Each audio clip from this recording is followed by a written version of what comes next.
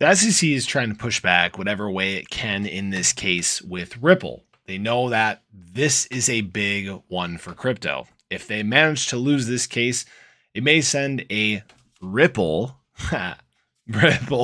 through the industry and may cause lasting effects that really affect their ability to regulate, right?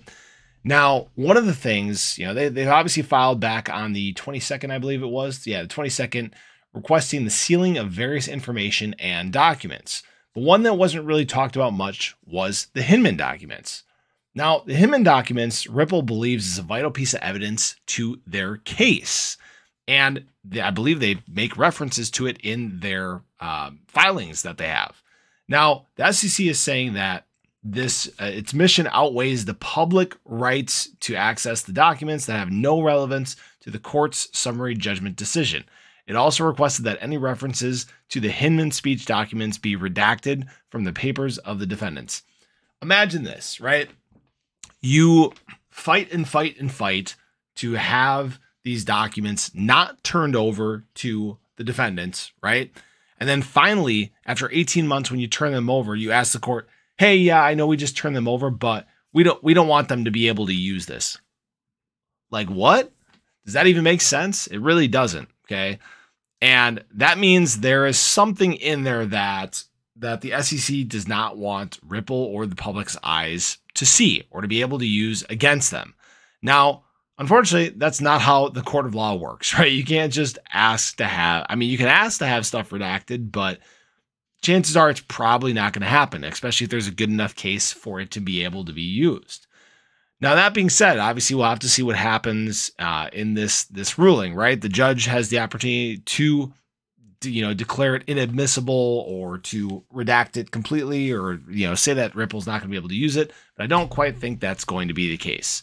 Now, that being said, there's some big movement in XRP right now, okay? There's a lot of tokens that are being shifted and a lot of movement that's happening. Actually, over 300 million XRP were moved between different wallets, and this was just last night. So $100 million was sent directly to Ripple from this recipient's wallet. Wait, yes. And then there was another $12 million that in XRP that was sent to Bitstamp, but this is part of a larger shift elsewhere. Now, that being said, usually when these kind of movements happen, you see a little bit of a pullback in price, right? People get a little nervous. They're not sure what's going on with the coins. But in fact, XRP has done the opposite. It has actually increased. You can see right here, it's actually increased overnight. And this has actually been kind of a shift in sentiment over the last week. We can look that XRP is one of a few coins that is actually pumping over the last 7 days. In fact, it's up about 2.5% on the week. I think one of the other ones is Ethereum. Ethereum's up like 3.5%. But this is a positive sign to see. Now, does this mean that, XRP won't go down anymore or anything like that? No, not necessarily, right? It's still a victim of the market. It's moving very, very closely with the rest of the market at this point.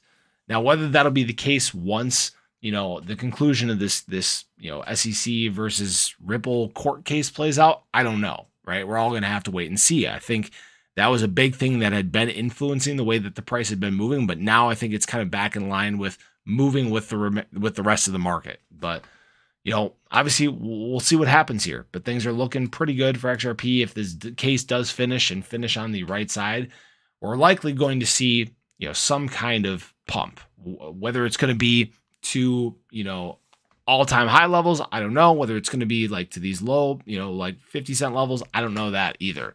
Okay, there's been so much pent-up energy for quite some time in crypto, but if this is a catalyst that triggers the bull market, then hey, I'm all for that, right? I think we're all for that. We're all tired of the prices continuing to go down. But that's all I got for you guys in this one. Hope you guys enjoyed it. If you haven't already, again, make sure you show your support for the channel. Hit that subscribe button.